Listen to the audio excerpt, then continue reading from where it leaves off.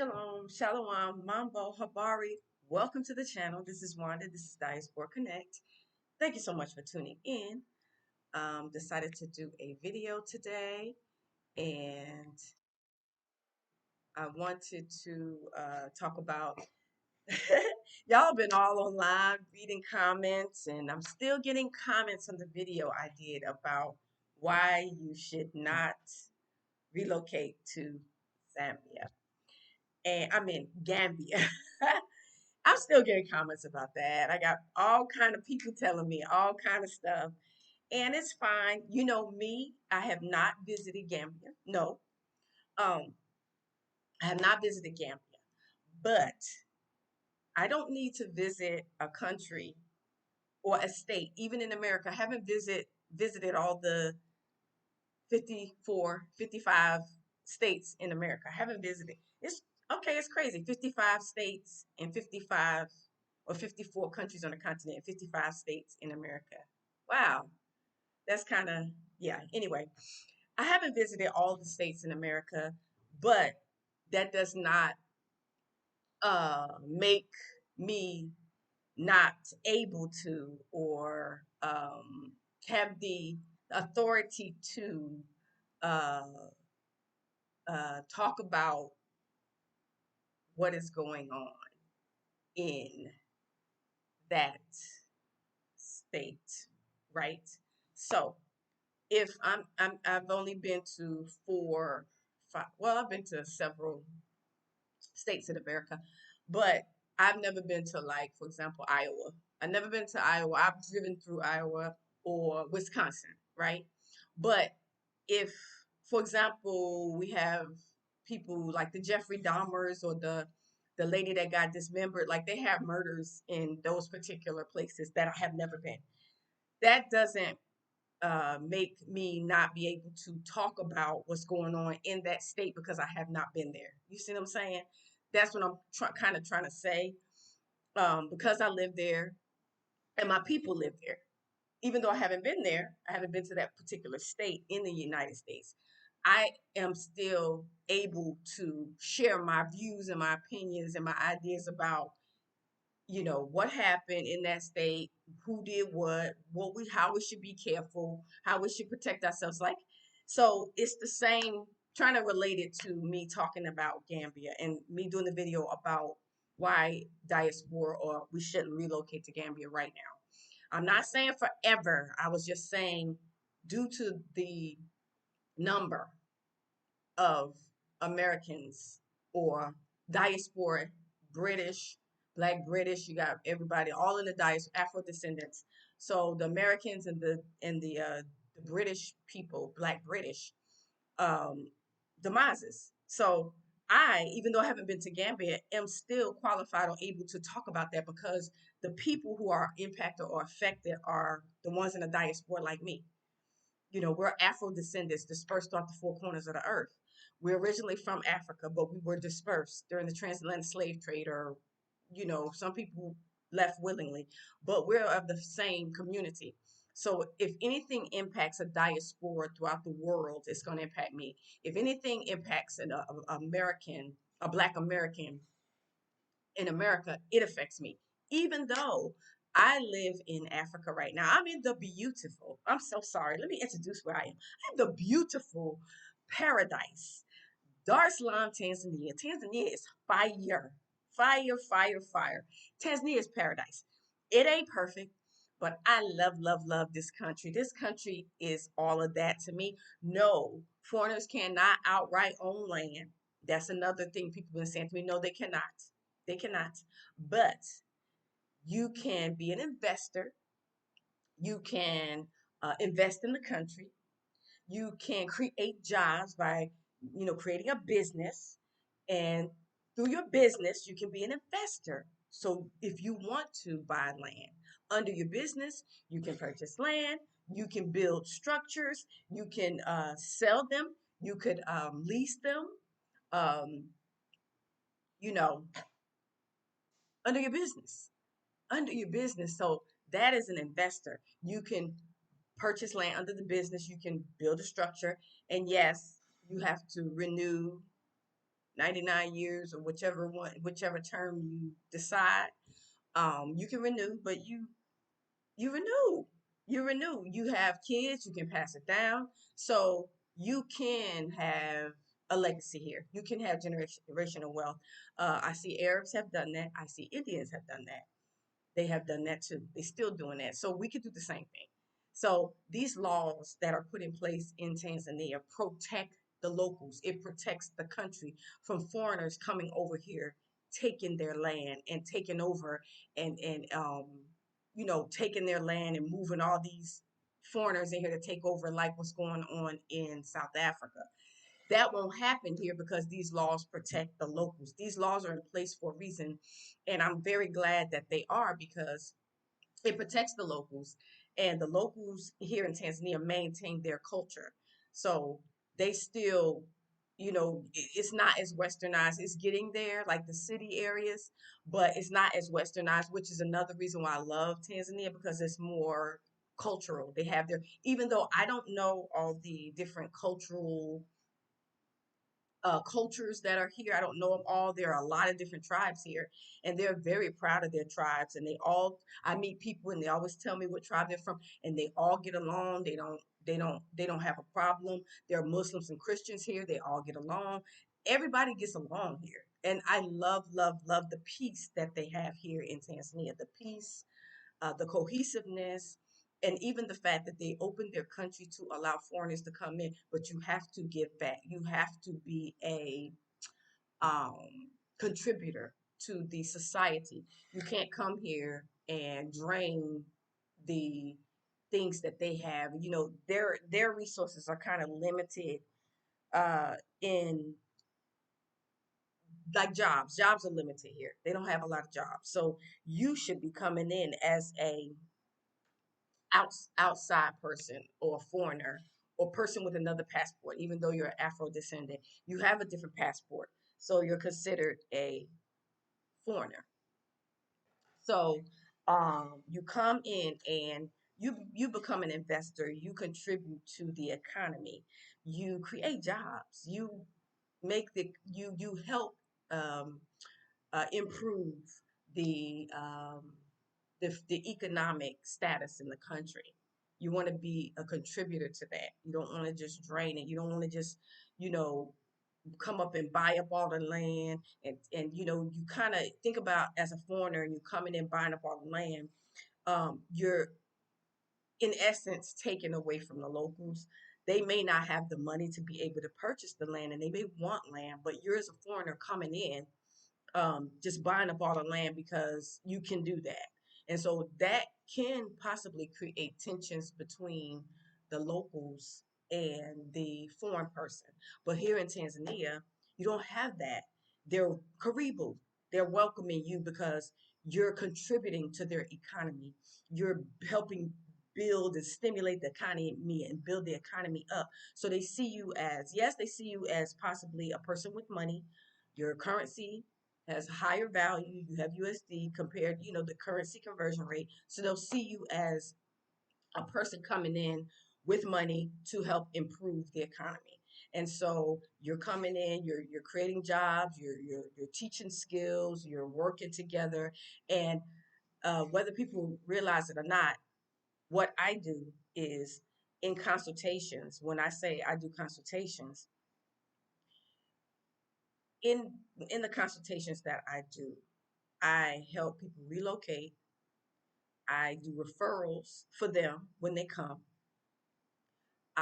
It's kind of like tourism. That's what I do. It's in the tourism section. And then I also educate. So these are all the things that are encompassing the consultation business. So it's not just consultation like you just do online. Since it's a physical business registered here in Tanzania, I contribute to the economy because what? I pay taxes. I pay taxes. I'm a business, so I pay taxes to the government. The business pays taxes to the government. So that's another way you can contribute to the economy, by creating a business, by investing. You're an investor. You're building up.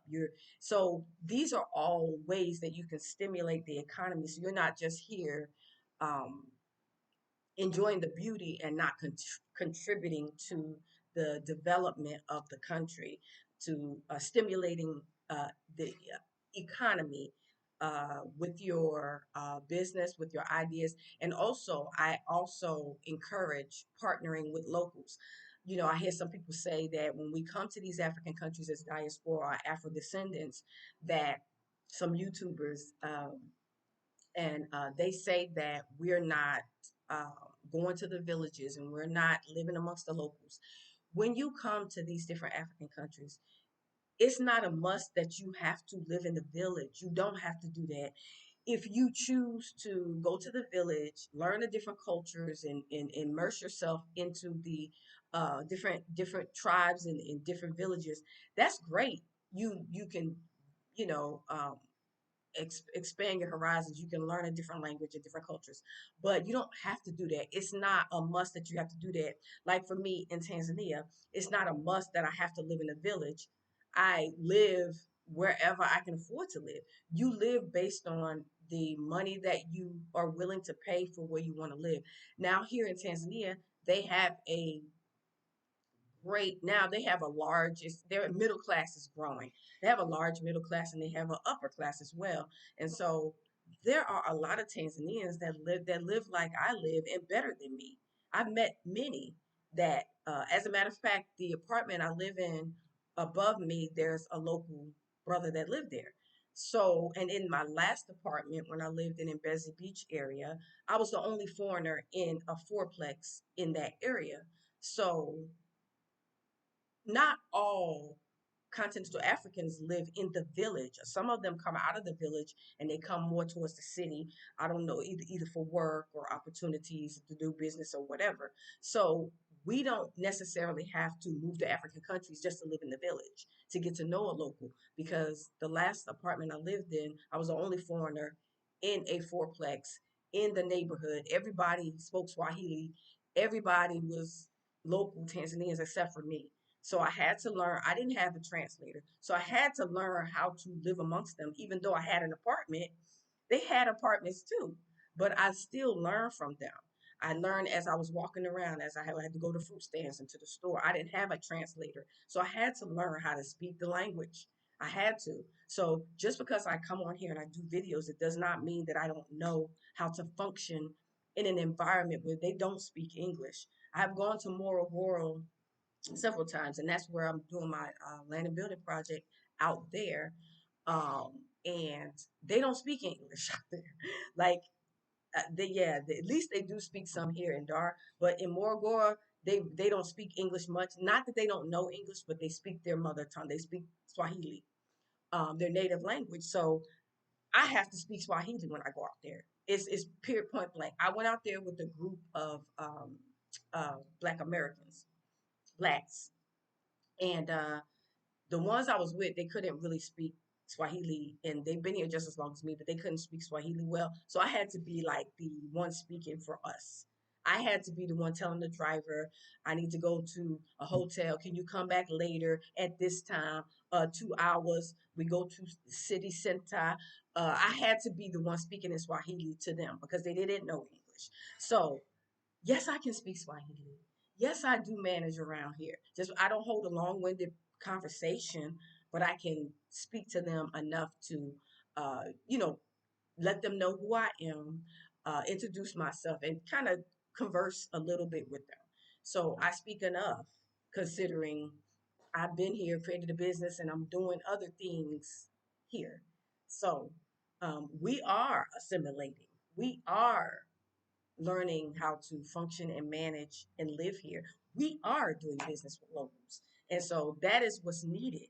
Um, and that is why these laws are in place for us to come here and to work together with the locals, not come here with our money, buying up all their land and doing all these big things and moving all these family members and all of our people here just to buy up all the land. It's not fair. It's not fair. And believe me, the locals will feel that way. And I think that's why it's so peaceful here in Tanzania, because we they have laws set up to protect the locals. So the locals are not feeling threatened by you being here. You know, they're welcome. Yeah, they see you as a money bank or whatever, which you got to understand that where you come from, and there, wherever there's poverty, they're gonna, even in America, some places that you live, if you live in a low income, if you're a middle income person or up, higher income, and you go in a low income area, people might be asking you for money, or it might be a different vibe there too. So it's just wherever poverty is, you're gonna have these different things, crime, theft, or whatever. But you don't want to live in a place where there is, which all through America is like that, but you don't want to live in a place where there are too many homicides, I would say, or murders or whatever. So if you live in an area like that, you move. So for example, I'm from Newark, New Jersey. It started getting real dangerous. Like, it was starting to be a lot of homicides. So my mother moved us to down south to Atlanta, to Georgia, and it was at the time when she moved us down there, we were in high school, so it was really peaceful. Was nothing going on like that. Every now and then, you got the KKKs and you got the race soldiers down there, but we lived in more of it's a diverse area, but it didn't have that particular stuff going on at that time. And then it started when where we lived in certain parts of Georgia, the crime started getting kind of bad there too. So I ended up moving to Colorado, and in Colorado is Midwest in America. There was no crime there. It was not a lot of crime there, and so it was really safe. I felt a little nervous about being in a place where there were not a lot of black people. It's more white people there, but they were very friendly. The thing about Colorado is there are a lot of evangelical people there, so it's like more church Christian type people. So they don't really bother you like that. They're focused on they church stuff, and all the projects they're doing. So they're not worried about you. So it was a good, safe environment. That's why I always recommend people in America, if you're going to stay, Colorado would be a really good, safe place to live, because it's Midwest, right in the center. So you don't have to worry about any tsunamis, any hurricanes, any tornadoes, because you have Pikes Peak Mountain is right there. And wherever you live, kind of close to a mountain, it's usually kind of safe in terms of natural disasters. They can have what you call those uh, avalanches, because the mountain is there, but that's for people who like to ski. A lot of people go there, like Aspen, they go there to ski. And so, the snow, they go to snowboard and ski and all that. Now, there could be avalanches, so that could be kind of dangerous. But a lot of the black people, we don't really do that as much. That's more of a white people sport. I wanted to try snowboarding one time because I roller skate, but I just never had a chance to do it because I'm not a big fan of being cold. I don't like to be out in the cold in the snow, which the snow in Colorado is very beautiful. It's very light. It's like powder. So you can blow it and it just fluffy. So it's very pretty, but being out in it is cold, But if you're moving, you don't feel as cold. You have on your insulated jackets or whatever. But I'm just not a winter sports type of person. I stay inside where it's warm. But yeah, coming back to Tanzania and back to uh, what I was talking about. But anyway, this video is all over the place, but I just want to kind of share my thoughts about everything that's going on with the different countries. And I love the fact, I love the fact that the diaspora are coming back to Africa, and we're having this conversation where go to Ghana. No, kind of Kenya is better. No, uh, um, Gambia is this, or Gambia. Y'all know how I feel. But anyway, we're going to different places, and oh, Uganda, oh, Rwanda, oh no, South Africa, oh no, Namibia, oh no, Botswana. I love that. I love the fact that diaspora dispersed throughout the four corners of the world are deciding to move back to Africa somewhere. There are 54 countries. Pick them, choose wherever you want to be. And we're just visiting different places, and we're comparing Zambia, and we're comparing Tanzania, and we're comparing different places. I love that because we're broadening our minds, and we're coming back ourselves to see for ourselves the beauty of Africa, the beauty of the continent, and that we have been sheltered and we have been missing out on so much, just keeping ourselves stuck in America, feeling like no other place is as nice as America. No other place. Yes, the continent is developing. The continent is developing, but it's growing leaps and bounds. Like if you go to these different countries, like in these city areas, it's like being in some places in America, Nairobi and South Africa and all. You feel the vibe of being in America. A lot of people say that. So, and Dar is it's developing a lot. Like I have to be in the mood to go to Dar. I mean, I have to be in downtown Dar, certain areas. I have to be in the mood to be in the city, inside the city of Dar. Like it's hustle and bustle. There's so much going on, restaurants and places to hang by the beach and parties and this and so much is going on. So I like to be outside of all that excitement and live more in the suburbs, more relaxed environment, poly life. I love slow life. I love, and if I want to go in the city, I can. So yeah, I just wanted to share this video because I'm super excited. I'm online. I'm seeing us saying, and I love how the locals are jumping in. They're like, no, come here. Oh, Botswana is this, or Namibia is this, or you have some Gambians. They, shouting out. They shouting out. They country too. No shade on Gambia, but we can't turn a blind eye, right? We can't turn a blind eye and we can't act like we don't see what's going on. No, I have not visited there. I'm not throwing shade on Gambians or the country. I'm saying for my people because I feel like I can speak about it because they're my people. If my people weren't over there, when I say my people, I mean the diaspora, the ones who are dispersed at the four corners. Um, any country that we have uh, things affecting diasporas it affects all of us. So if something goes on in Kenya with the diaspora, right?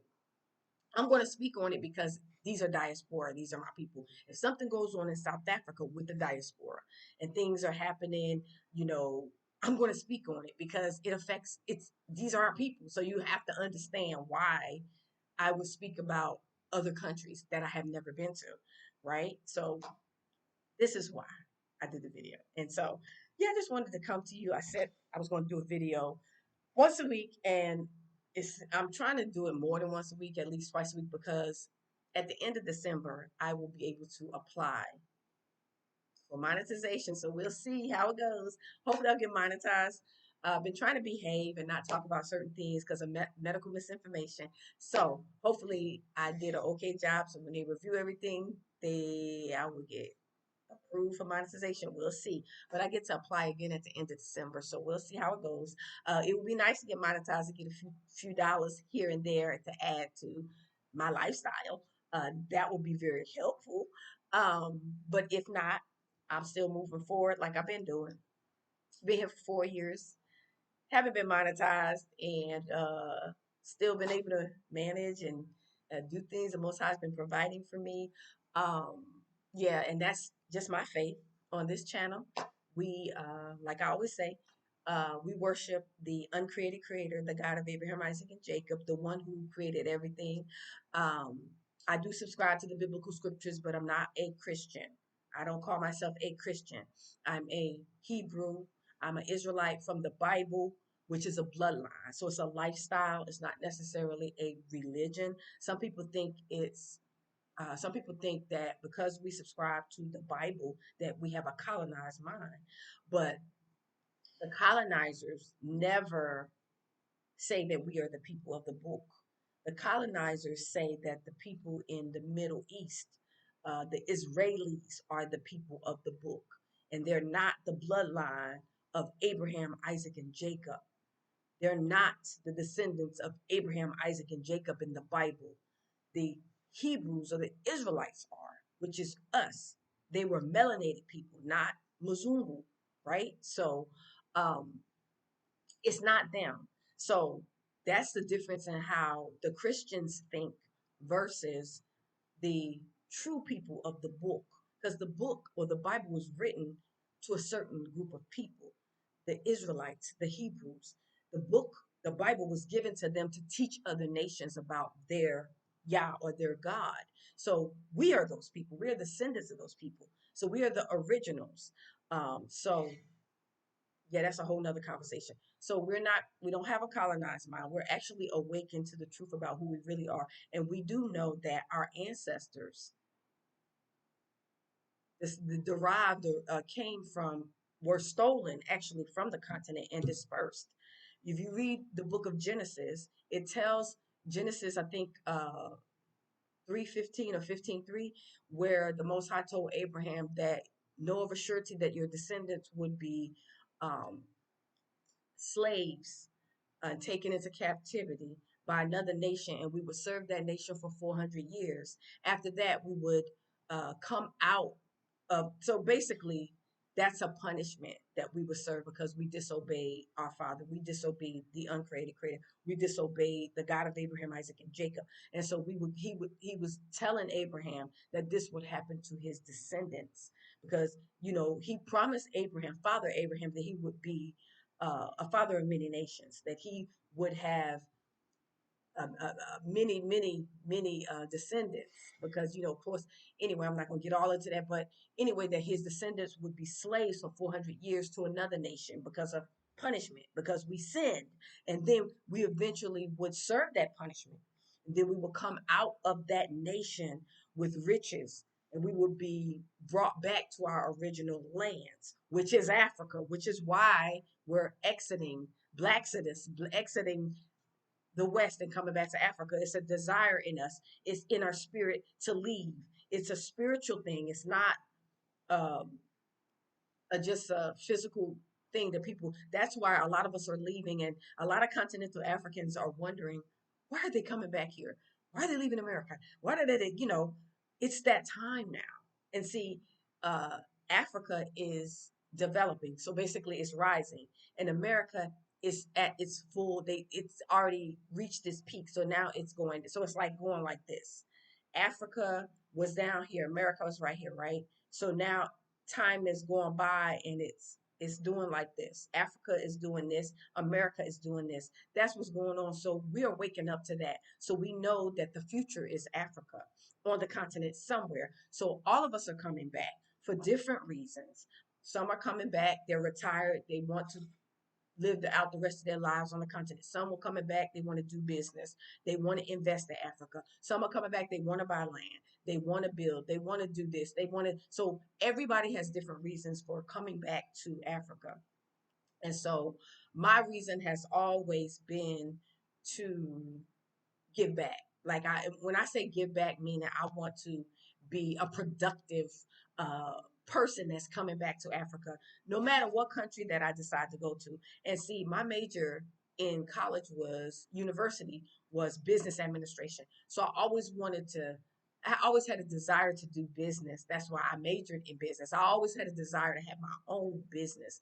I was never able to do that in America because I always worked for other companies, and I always put all my sweat, blood, tears, and education and skills, everything into building somebody else's company, into building Mzungu company. So I woke up to the fact that why don't I use my own skills, education, experience, knowledge, uh, blood, sweat, and tears to build my own company, to build my own thing, to do my own thing.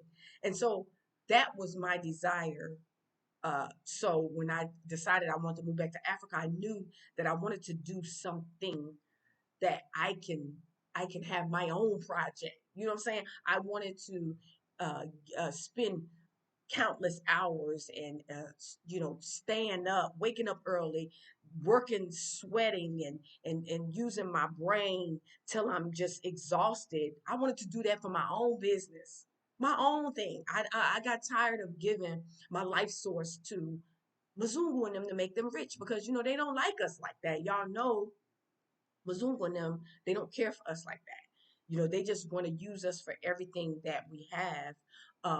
Blood, sweat, tears, melanin, strength, athletics, anything that any gift that we have, they just want to drain it and they want to make money off of it and leave us dry. So we have to wake up to the fact that we need to pull back, take our skills and our children and their children's skills and bring them to the continent and let us develop something here with our brothers and sisters on the continent, because they have the resources and we have the skills within us, and we work together to develop together. This is not a uh you know uh us against them thing. It's not like that. It's not a Africans on the continent, continental Africans against the diaspora, Afro descendants in the diaspora. No, we work together because we both need each other.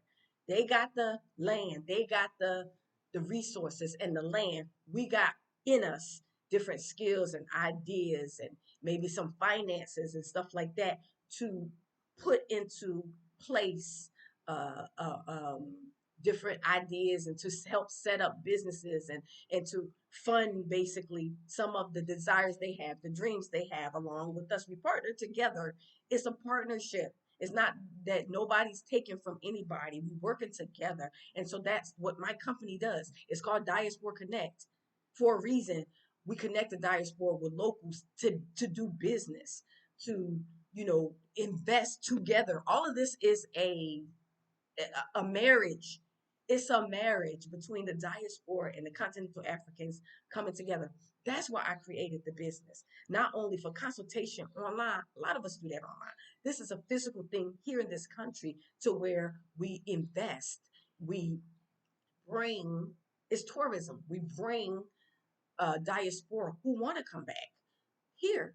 Yes, they love the beauty. They want to do this. They want to invest in all this different stuff. So whatever country that you're in, as a diaspora, and you see the advantages or the benefits of being in that country, you promote that country and you encourage your brothers and sisters in the West to come back and invest. Let's do business. Let's whatever you see that country needs to improve.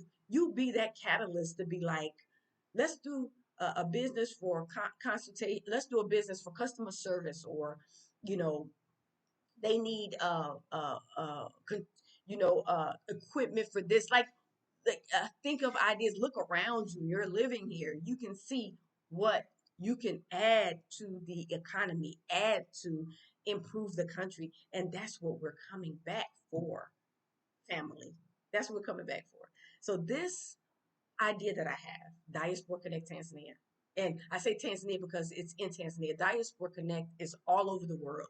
Everybody uses that word, right? But I actually patented here in this country, meaning I created a business with that name. So nobody else can create a business in this country, physically, brick and mortar business in this country, to where it's tourism, it's relocation services, it's consultations. The consultations is the thing online, on the phone, because my clients are international. They're from everywhere. And they contact me. And then when they get here, that's the brick and mortar. That's the tourism, taking them places and advertising different restaurants and different activities and the safari in this region and that region, and connecting them to locals. You want to go shopping. Here's a dye. You want your hair done. Here's all of that is bringing in money to the country and to the different businesses.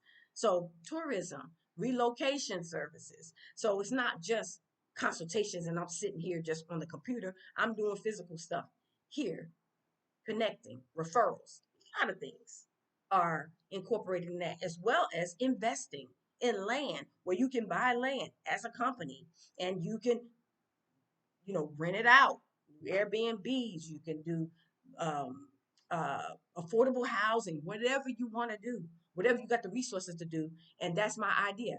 I would like to do affordable housing. I would like to do Airbnbs.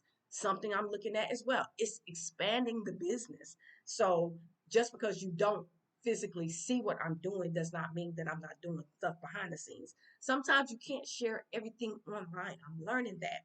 Family, you can't share everything online sometimes because you got frenemies, enemies, um, haters. You got a lot of people looking and watching to break you down so you can't share everything online. I'm learning that.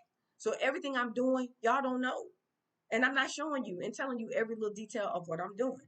I'm doing a land project. I'm working on some investments. You don't know unless I show you and take you. So don't think that I'm here not doing nothing. I'm doing something. Just because you don't know and I'm not blabbing my mouth online, showing you everything, you don't need to know everything. You don't need to know everything, and I'm learning that. So thank you so much for tuning in. Thank you to my faithful subscribers. Welcome to the channel. Thank you to my new subscribers. Welcome in the room. You're welcome. Karibu, Tanzania, or Karibu Sana. You are all very, very welcome. So thank you so much for tuning in. I'll do another video in the next couple of days. And all is well in the beautiful Dar es Salaam, Tanzania. And so if you're interested in relocating to Tanzania, if you're interested in doing business and partnering with the local here in the beautiful Tanzania, hit me up at diasporaconnect0@gmail.com. Diasporaconnect0@gmail.com, and I can assist you with a relocation business consultation and so much more. Hit me up, diasporaconnect0@gmail.com. Thank you so much for tuning in. I'll do another video in the next couple of days. So I'm going to say shalom, salama, peace, family, and I'll see you guys in the next video.